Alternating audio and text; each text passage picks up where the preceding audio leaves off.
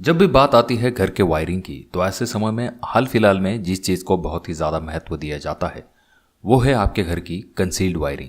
अब वैसे तो हमारे पास दूसरा ऑप्शन होता है ओपन वायरिंग, जिसे हम केसिंग केपिंग कहते हैं, पर हाल फिलहाल में जो लोग हैं बहुत ज़्यादा प्रेफरेंस देते हैं कंसील्ड वायरिंग को, क्योंकि ये दिखने में बहुत ज़्यादा अच्छा दिखता है। तो चलिए हम जानते हैं कि ऐसी कौन कौन सी मिस्टेक हो जाती है जब भी आप कंसील्ड वायरिंग करते हैं। तब दोस्तों ऐसे बहुत से पॉइंट्स हो जाते हैं जो कि आपको ध्यान में नहीं आते जब भी आप इस वायरिंग को करते हैं। तब इन पॉइंट का अगर आप ध्यान रखते हो तो डेफिनेटली कंसील वायरिंग आपके घर की बहुत ही अच्छी हो सकती है। तो चलिए हम जानते हैं कि वो कौन कौन से पॉइंट है जिनके तरफ आपको ध्यान देना है। सबसे पहले पॉइंट की तरफ अगर हम बात करेंगे दोस्तों, जब भी आप स्लैब में से पाइप डलवाते हैं तो ऐसे वक्त में आपका जो स्लैब है उसकी थिकनेस मिनिमम 5 इंच तक होनी चाहिए। 5 इंच से कम आपका स्लैब नहीं होना चाहिए।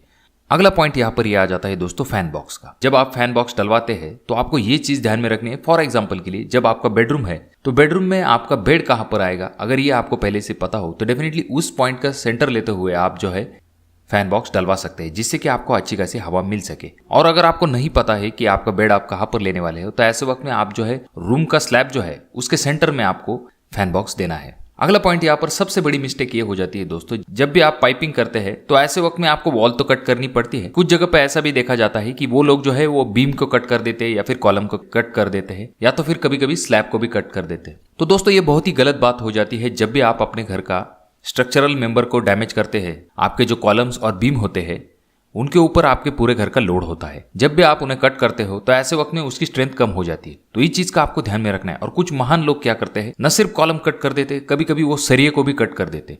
तो डेफिनेटली ये बहुत ही बड़ी गलती हो जाती है दोस्तों। इस चीज को आपको ध्यान में रखना है कि आपके घर का स्लैब, कॉलम, बीम ऐसे चीजों को आपको कट नहीं करना है।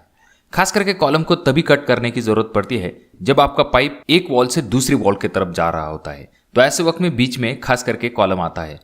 तो इसके लिए आप क्या सोल्यूशन कर सकते हैं, जब भी आपका फैन बॉक्स आप डलवाते हैं स्लैब में तो ऐसे वक्त में चारों बाजू से अगर आप पाइप डलवा के रखते हैं, भले आप पॉइंट निकालने वाले हो या फिर ना हो, तो ऐसे वक्त में वहां पर आप डायरेक्टली बीम में से जो नीचे पॉइंट आता है आपका वो दीवार में आता है। उसकी वजह से आपको जो है क्रॉसिंग करने की जरूरत नहीं पड़ती। तो इससे आपको कॉलम कट करने की भी जरूरत नहीं पड़ेगी और आपके वायरिंग पॉइंट्स भी आ जाएंगे। तो इस पॉइंट को आपको बहुत ज्यादा ध्यान में रखना है दोस्तों। अगला पॉइंट ये आ जाता है दोस्तों, जब आप झरी मारते हैं यानी कि जो पाइप बैठाने के लिए जो बीच में आप कट करते हैं वॉल को, तो वो करते समय आपको ये चीज ध्यान में रखनी है। अगर खास करके 4 इंची वॉल है तो ऐसे वक्त में अगर आप उसे बहुत ही ज्यादा ब्रेकर से ठोकते बैठेंगे तो वॉल जो है वो बहुत ही ज्यादा ढीली हो जाती है। तो इस चीज को आपको ध्यान में रखना है। वहां पर आपको बहुत ही ज्यादा केयरफुली काम करना है।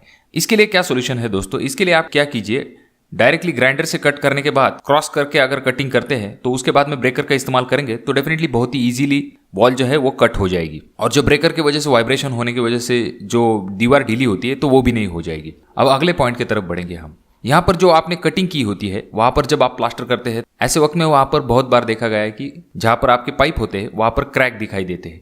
तो इसको आपको अवॉइड करना है। तो ऐसे वक्त में आप फाइबर मेश का इस्तेमाल कीजिए। अगर आप फाइबर मेश का इस्तेमाल करते हैं तो ऐसे वक्त में क्रैक आने के चांसेस बहुत ही ज्यादा कम हो जाते हैं। और अगर आपको लाइन क्रॉस ही करनी है और बीच में कॉलम आ रहा है तो ऐसे वक्त में आप फ्लोरिंग में से पाइप डलवा सकते हैं। ये भी ऑप्शन आपके सामने आ जाता है। दोस्तों यहाँ पर एक चीज समझना बहुत ही ज्यादा जरूरी है, जब आप अपने घर के लिए कंसील वायरिंग करते हैं या फिर कौन सी भी टाइप की वायरिंग करते हैं तो आपको ये चीज समझनी जरूरी है कि आपका कौन सा पॉइंट दीवार पे किस जगह पे आएगा। इसके बारे में आप अपने इलेक्ट्रिशियन के साथ पहले से ही डिस्कस करके रखिए। ऐसा नहीं कि बार बार अगर आप अपने पॉइंट शिफ्ट करेंगे यहां से वहां तो ऐसे वक्त में इलेक्ट्रिशियन को तकलीफ होगी, पर आपकी दीवारें जो है वो बहुत ही ज्यादा ढीली हो जाएंगी, क्योंकि बार बार वहां पर ब्रेक करना और ये चीजें ये बहुत ही ज्यादा गलत हो जाता है दोस्तों।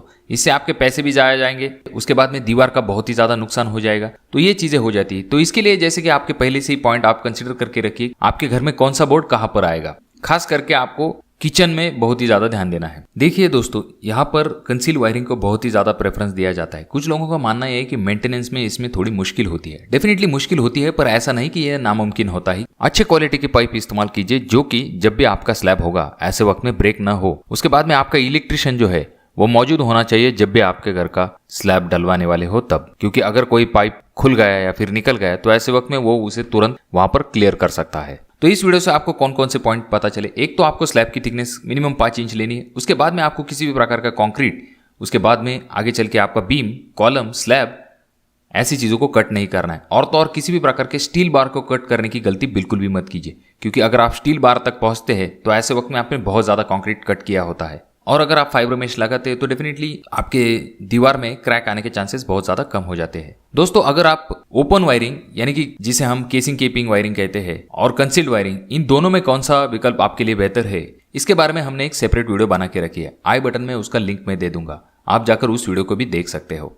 तो दोस्तों, ये था आज का वीडियो। मैं आशा करता हूँ कि वीडियो आपको अच्छा लगा होगा। वीडियो अगर आपको अच्छा लगा हो तो ज़रूर इसे लाइक कर दीजिए, और अभी तक आपने चैनल को सब्सक्राइब नहीं किया दोस्तों तो कैसे चलेगा, चैनल को जरूर सब्सक्राइब कीजिए। और आपके कोई अनमोल सवाल या फिर सुझाव हो तो डेफिनेटली कमेंट कीजिए। और ये वीडियो आपको बहुत ही ज़्यादा अच्छी लगी हो तो ज़रूर इसे शेयर कर दीजिए। तो मैं मिलूंगा आपको अगली वीडियो में, तब तक के लिए धन्यवाद। जय हिंद।